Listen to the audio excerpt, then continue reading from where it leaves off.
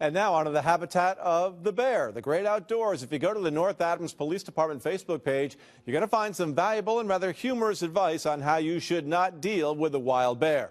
Police took 60-year-old Bradford Carpenter, that man right there, into protective custody last night after they say he chased a bear with a dull hatchet through the woods.